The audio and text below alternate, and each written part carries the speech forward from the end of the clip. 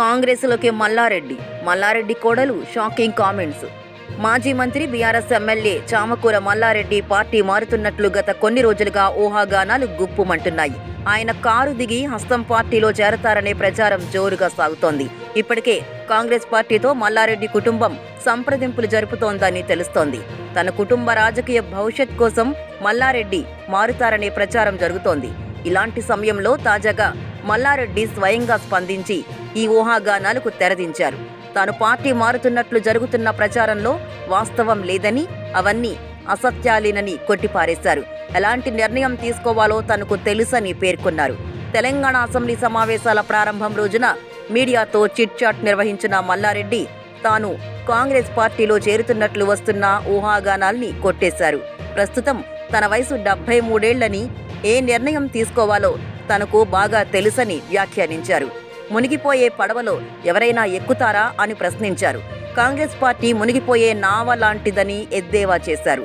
Revanth Reddy చెబుతున్నట్లు Congress party 11 ఏళ్లు కాకుండా 50 ఏళ్లు రాష్ట్రంలో అధికారంలో ఉన్నప్పటికీ అది మునిగిపోయే పడవనే అని తెలిపారు.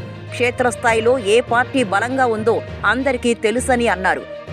ఇటీవలే తాను ముఖ్యమంత్రి రేవంత్ రెడ్డిని కలిశానని, తన పెళ్లి రోజు వేడుకలకు రావాలని ఆయన్ని ఆహ్వానించినట్లు మల్లారెడ్డి స్పష్టం చేశారు. మరోవైపు మల్లారెడ్డి చిన్న కుమారుడు భద్రారెడ్డి సతీమణి, మల్లారెడ్డి విద్యా సంస్థల్ని చూసుకుంటున్న ప్రీతిరెడ్డి ఇటీవల ఇచ్చిన ఓ ఇంటర్వ్యూలో ఆమె చేసిన వ్యాఖ్యలు ఇప్పుడు రాజకీయాల్లో ఆసక్తికరంగా మారాయి. హైదరాబాద్ పేరును భాగ్యనగరంగా మార్చాలంటూ ఆమె ఒక డిమాండ్ను తెరపైకి తీసుకొచ్చారు.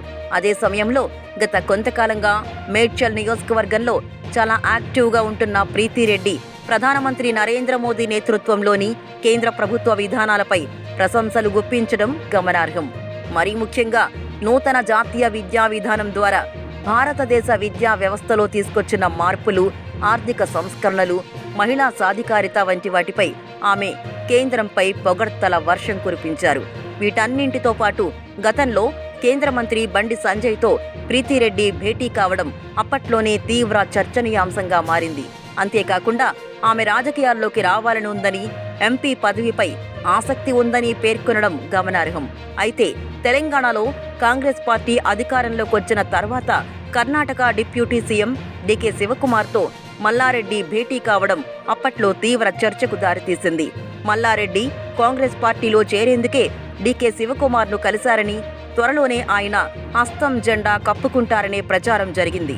కానీ ఆ ఊహాగానాల్ని కూడా మల్లారెడ్డి అప్పట్లో కొట్టిపారేశారు. మరోవైపు ప్రీతిరెడ్డి బీజేపీ అనుకూల వైఖరిని అనుసరిస్తుండడంతో మల్లారెడ్డి కుటుంబం కమలం పార్టీలో చేరుతుందా అనే చర్చ కూడా జరుగుతోంది.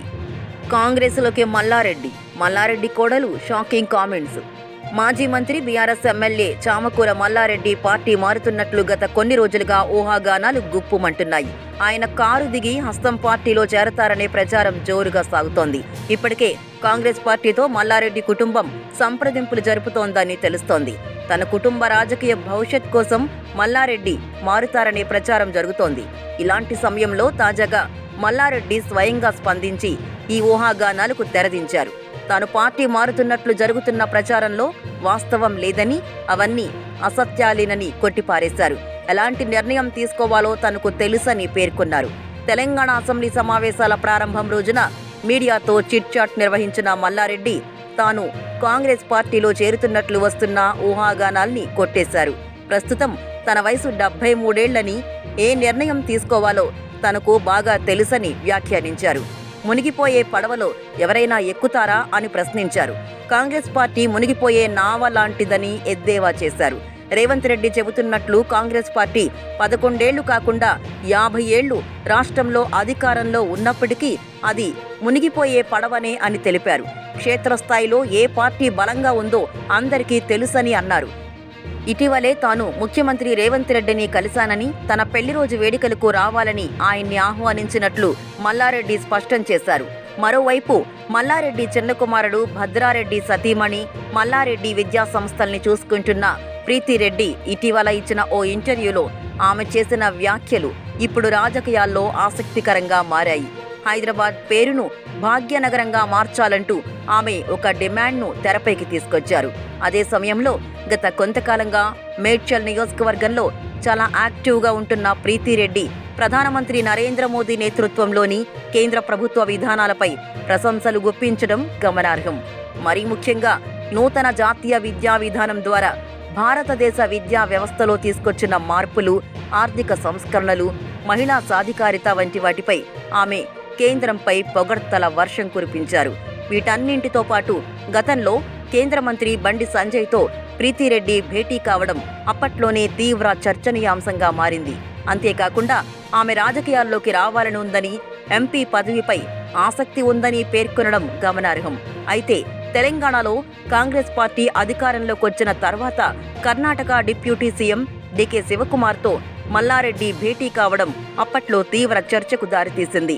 మల్లారెడ్డి కాంగ్రెస్ పార్టీలో చేరేందుకే డీకే శివకుమార్ను కలిశారని, త్వరలోనే ఆయన హస్తం జెండా కప్పుకుంటారనే ప్రచారం జరిగింది. కానీ ఆ ఊహాగానాల్ని కూడా మల్లారెడ్డి అప్పట్లో కొట్టిపారేశారు. మరోవైపు ప్రీతిరెడ్డి బీజేపీ అనుకూల వైఖరిని అనుసరిస్తుండటంతో మల్లారెడ్డి కుటుంబం కమలం పార్టీలో చేరుతుందా అనే చర్చ కూడా జరుగుతోంది.